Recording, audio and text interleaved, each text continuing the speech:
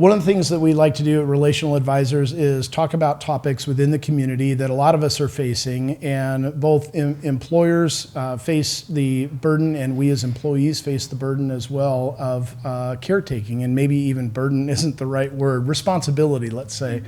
And so I'm really excited today to have Shelly Rankin and Kathy Purdy, LMFT, here to talk about their new project, Caregivers Connect. Welcome. Thank you. Thank you. Thank you. Absolutely. So tell me a little bit about your new project, what you guys are doing, and just kind of how it came about.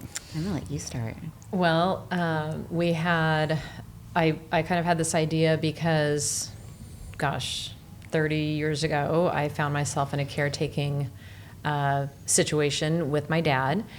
And it was very difficult by all means, but I just had some aha moments, and I found some silver linings in that, the situation that I was in, and I was really reaching out for a community because I didn't want to burden my friends with what I was going through, and I wanted to keep my friends as just for the fun events in my life. So I didn't want to, go on a walk with a close friend and have the whole walk be about what I'm going through with my dad.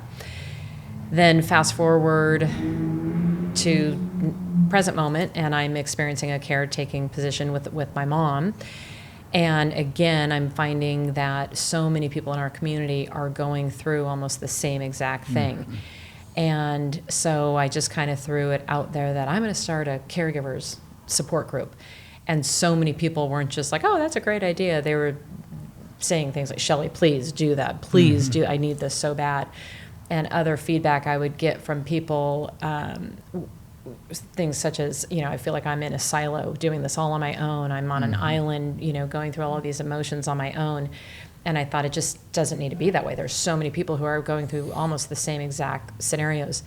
So I talked to our daughter, Annie, who is studying to be a therapist, and we talked about it, and she said, Mom, you can't just throw together a group. You need to have it structured. So she had the idea of talking to Kathy, who she and I are dear friends, and maybe give it a little clinical underpinning, right? Yeah. I ran the idea past her, and she said, well, my gosh, I'm really looking into doing more group structure support. So we had some brainstorming sessions, and shockingly, it just unfolded organically, and it's been a really beautiful process. And we had our first meeting today, and so I'll let Kathy share her experience. I was so happy when you brought that to me, because I'd been really researching and studying how to do groups where you could actually help and have it be transformative. Yes, coming together as a community, but then on top of that, leaving with some new ways of doing things, having an experience that felt like, oh, I can do this differently now. Something I can that's actionable. And so it was just perfect timing, because everything that I was kind of working on fit right in, and then we would talk, and the curriculum came together so well with also the input of the community as we were starting to ask people, oh, what is it that you're really needing? What's going on? And it really was a very common story, though. A lot of common storylines around guilt and around balancing life, and just a lot of the themes that have come through that helped us to line up like who we would want to be coming and supporting the group with specialists that are going to come. But yeah, from my part, it's just been really enjoyable putting together the group piece of supporting people who they feel like they're in silos, they feel alone, like they've pivoted into a whole new role. Yep. Exactly. Yep. And they don't have all of their regular ways of managing that. And so to be able to come together and learn from each other, and learn from some skills and things as well, but then also share ideas and joys and sorrows along the way. I think it's going to be powerful. And so before we get into, let's say, a thumbnail sketch of the curriculum, Kathy, take me back a little bit through like kind of your clinical background. It's been more one-on-one, and then what was really the motivating, feeling or thought around wanting to move into the group?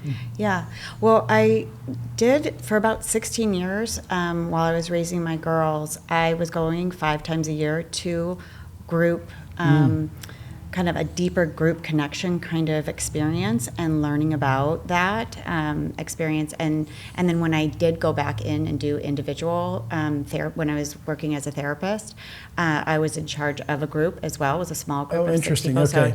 So I started in that space, and then it's true for about the last 6 or 7 years. I mostly been individual work, but my craving has been I do everything in person for the most part. I do a little bit online, telehealth, but largely that feeling of being in a room together, and then the power of how much. We all want to just do it ourselves. I don't know. Yes. I get a lot of my individual clients who don't really want to be a part of a group. They like that they can just be in an individual scenario. But the power actually of the group is it goes even beyond kind of transcends what each individual has. And so Yes. there's a feel that comes in, and it's an area that I just had become increasingly interested in, and being able to impact more people than just one at a time, where it feels like it's expensive, it's hard to make the impact, where if I can have a larger piece, a larger group, possibly. Yeah, in a one-to-many, type of arrangement, Yeah. right? It really changes the dynamic of the number of lives you can touch overall. I think the other thing too, that just in listening to you, I can feel it, even here in the studio, is that, with all of the time spent on screens where we're just into the screen, and the, the development and deployment of AI and all of these things that are happening, that, there is something special and magic about we humans, and getting us together in a room. There is something transcendent about that, that I think it just from watching the two of you sort of develop this idea into, today being your first meeting, I think it seems to me like you've struck a chord with a lot of people, not only in the need to share about what they're going through in these new caregiving roles, but also just that need for connection without, screens and devices, and just being able to, sort of decompress a little bit. Yeah. So in terms of the, sort of the curriculum development, if you will, and, maybe share a little bit about that, and kind of how that evolved and unfolded, and what are some of the tenets of that? Well, I think we really try to work on what our goals were for the program, and then each meeting, what the goal as leaders, what did we want to accomplish in that meeting. Because it could easily, if it wasn't structured, it could just be time just to share, which I'm sure there's a place for that. But we kind of review the different feelings, topics that we go through as caretakers. So we're touching on, we're going to have an attorney visit to go over all the legal issues, elder abuse, elder scams, when to take car keys away from a parent.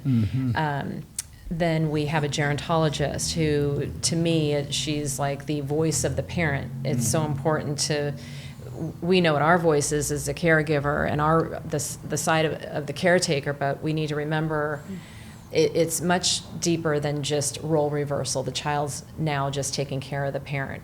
That's too simple of a statement. Yeah. The parent is still the parent, and the child is still the child, and there's a lot of noise maybe in between.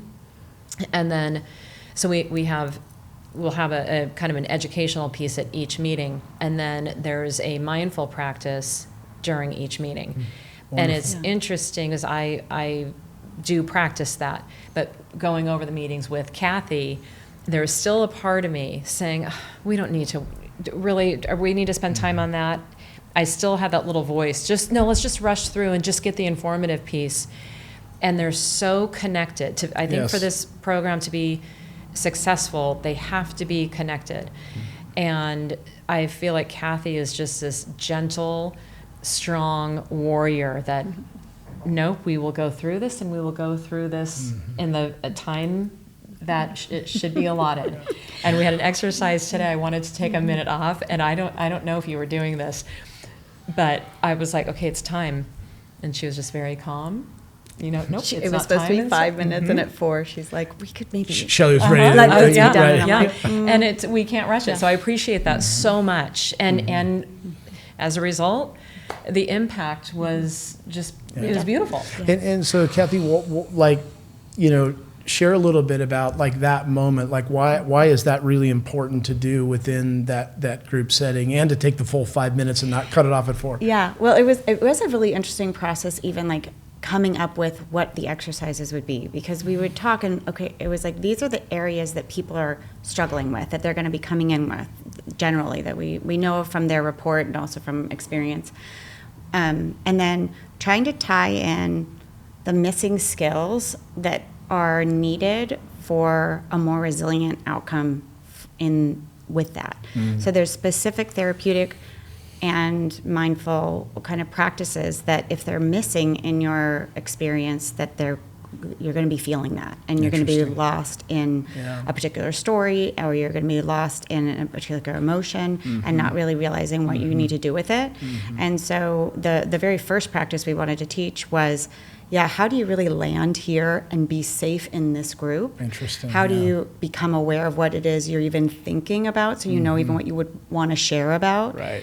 And also, how do you be a good listener, and how do you be a safe listener, where you're not just trying to interject and fix other people's problems or take on more too. I mean, there's already a lot of emotions going on for each person, and now sometimes support groups can feel burdensome in a certain way, where especially if you're a pretty sensitive being who likes to take care of other people and stuff like that. Kind of an empath. Well, now I'm going to be taking care of all of that, and I'm going to add that. Yeah.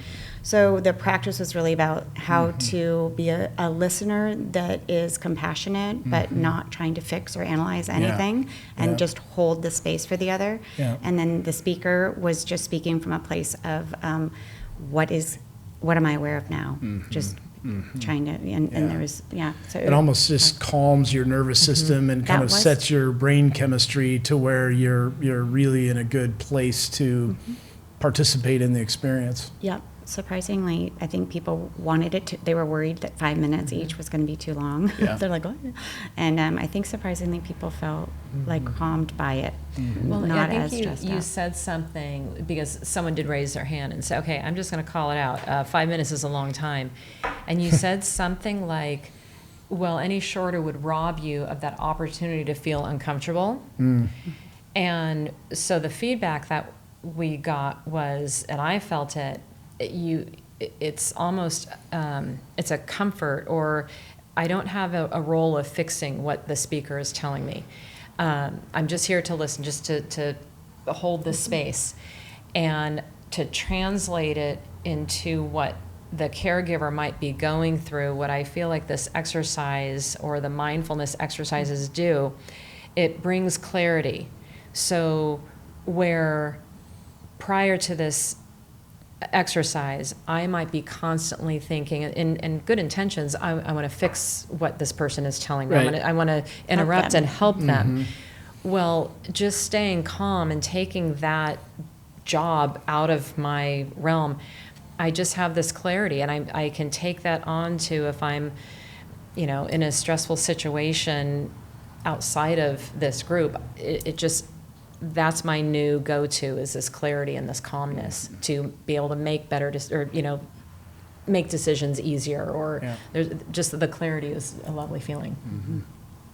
That's fantastic. And I know there's a lot of emotions that go through it as a caretaker, and a lot of burdens. I mean, they're emotional and financial and physical and space and time and all of that together. But one of the things that you mentioned earlier was guilt. Sometimes there's guilt around this. Have I done the right thing? Did I do the wrong thing? Have I not done enough? Did I do too much?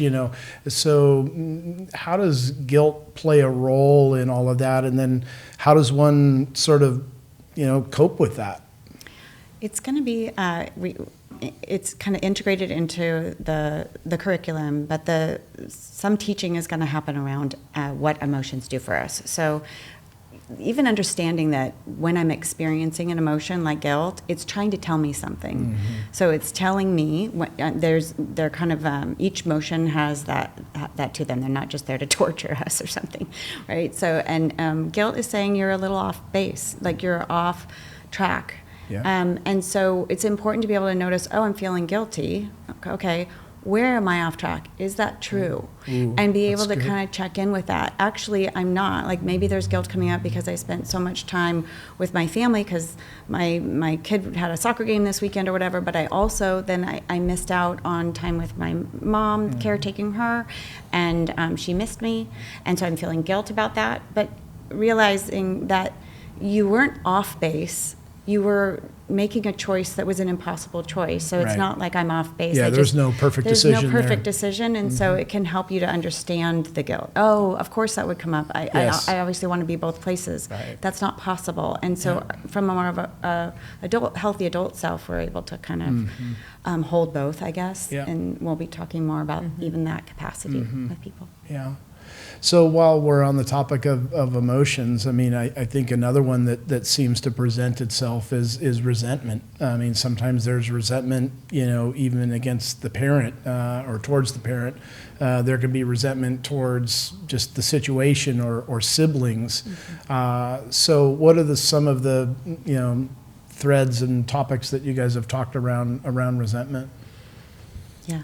I think that's a big one, and I think it's a real one. I also think that emotion, and there are some others that as caregivers we might be feeling and we're not proud of. We might have shame, and I think it is very helpful to know they're normal and to have a place to kind of look into that and kind of dissect that feeling of resentment, and hopefully to go there and understand where that feeling is coming from.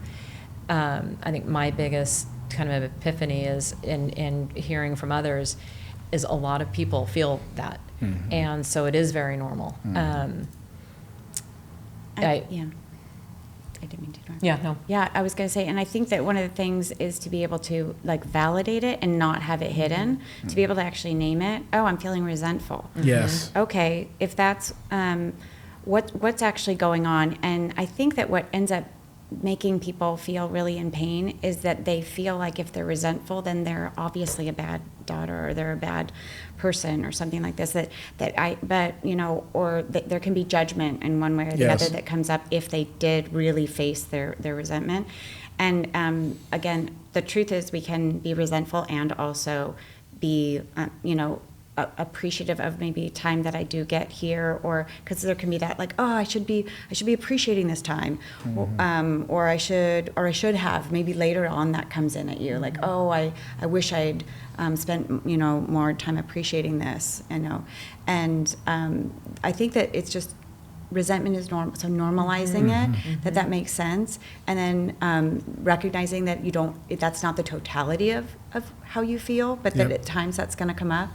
And then also looking at what are you telling yourself about the situation that may create that sense of resentment. Because sometimes we can just be like, a lot of people know about that. Oh, I have to do this. And when we switch the word to I get to, it can sometimes just make it subtly less. Enough. Enough. I mean, it may not get rid of it, but it kind of can help with, remembering that it's both. Yeah. And I know that this, sort of came organically out of a lot of us just being in the situation where, at our age, let's say in the mid-50s, where the, kids are now graduating from college, and yet, parents are getting in their 80s and 90s. But what's sort of the model or the type of person that is participating in the groups, and how do you guys see that vision? Right now we have, it's all women. I would be open to having men join the group. I don't know what that dynamic would look like, but there are men who are caregivers. And I feel like there's such a need, for men to share what they are going through, because it's probably similar. And our group has kind of form by word of mouth. I had a handful of friends who either I knew well or stumbled upon that were in the same situation, and it kind of grew. I got quite a few phone calls, text messages saying, hey, is there any way I can, include a friend who's going through the same situation? So we didn't want to turn anyone away, but we easily could. I mean, we could easily have a wait list. So, And how many people did you have in the group today? There were 17 total. Oh, wow. Yeah. Okay. And so I was thinking like 5 or 6. that's what Yeah. we were saying, Right. 6 to I 8. know. Yeah. And but I do think, like on the possibility of men, the possibility too of different caregiving, because right now largely it's people that are women that are taking care of a parent, but I could also imagine that it's people who are taking care of somebody who has some other disability that has come up. It could be husbands and wives. Yeah. It could be children. Siblings. Adult attached. children. So, exactly. So I think there's different layers that are different caregiving roles that are doing that, where they're going through a lot of similar things, but it could be really nice to connect with each other. Because there was a woman that I talked to today, and she's like, it's just so nice, like I can just say hi and how's it going, and we just know already. Right. We don't have to go through. Yes. I don't have to say everything else because Yeah. you already know that. Yeah. And there's that layer of it lets you feel understood, even though you didn't speak all of it. And I think to be with other people that are going through something at least similar, Yeah. it would have that same effect. Yeah. Yeah. And I think the group that has been formed, or when a group like this forms, at first I was almost like, oh, look at all these like how did this group of women come together? And I thought, oh, we all got the job we didn't apply for. So we already have this common thread, and I thought because we're all going through this. We all had kind of a sense of humor at times. People I feel like could really take the gloves off. People would share, I'm pissed off, and no one everyone got the emotion that everyone was expressing, and sometimes they would just slip out, and I thought those moments were so special. Right. It's like, oh, I get it. I've been right there, Yeah, and the tears, like little pockets of tears, and so much support for Yeah. each one of those that happened. Yeah. And yet it didn't feel like heavy. It didn't feel like heavy. It felt Yeah. uplifting. You could see release. Some people would have a release out of Yes. it, like, Yeah. Absolutely. and if you share, like, okay, I just felt this release and I don't know why, and now I'm crying and I don't know why. Right. And then we would just come back together because no one had to explain, really, no one had to explain why, because we've been there. Well, and I think in our lives, in our society, we're moving so quickly, and we're all kind of bottled up that when you do have that release, it just sometimes it just comes from within. You don't know where it's Yes. coming or where it's going, but it Yeah. feels great afterwards. Yeah. Yeah. And so, what were some of the other maybe memorable moments from this morning, or little highlights, or even more of the technical best practices or advice that you guys were able to dispense and share? I received a text from one of the participants sharing that right after the meeting, she texted her mom, and that her mom was so happy for her to have something like this to go to, and that she would love it if her mom had something like this. So just that connection, and that she felt, the desire to call her mom, because that there is a connection, Yeah. And the other thing is, I feel like the group, although we're all caretakers, we're all coming from a different dynamic, a little bit different perspective on caretaking. So where someone might be so overwhelmed with their immediate situation, there's someone else who's just a little bit different, who might have more clarity and say, okay, I got through it this way.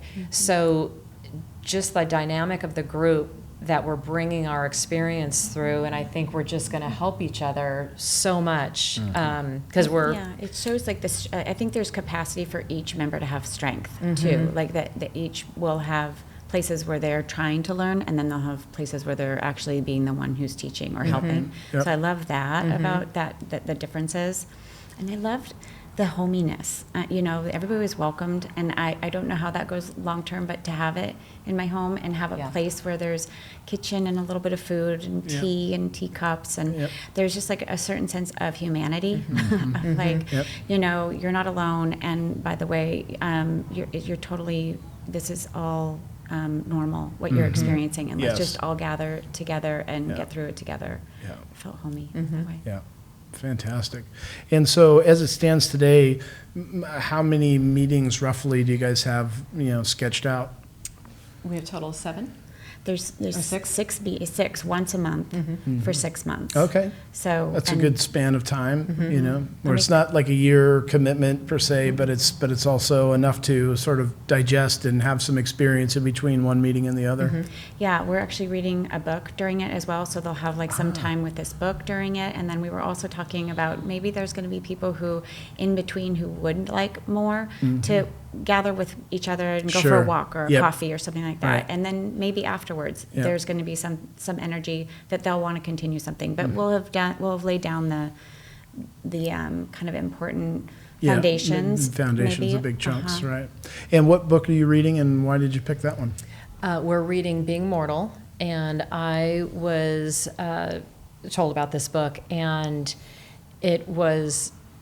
I felt like it was like my security blanket. I kept it on my nightstand. If I, woke up in the middle of the night, it would just kind of comfort me.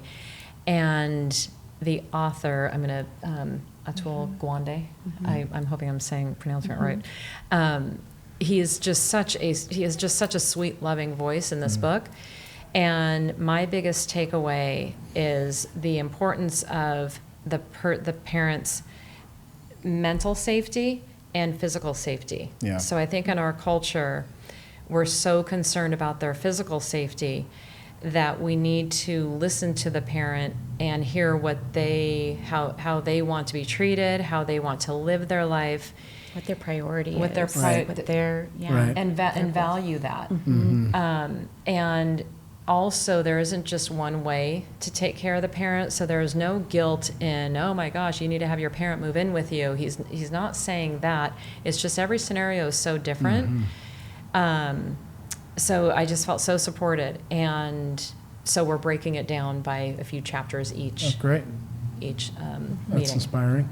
Yeah. When you were talking about that, it kind of reminded me of just the inverse of raising a teenager, when the teenager's growing up and you need to let out more rope and more independence, but there's risk along with that, right? That they might make a mistake or do something, and everyone's going to make mistakes. You just don't want it to be harmful or tragic. But then on the other side, when the parents are aging, you need to pull in the rope a little bit, but you don't want to do it too fast because then you close in their world, and it's just it's hard to know, if you haven't been through it a lot or you're not an expert, it's hard to know where you are in the process. Absolutely. You're sort of adrift and alone, or just without the experience. It's hard to know. Exactly.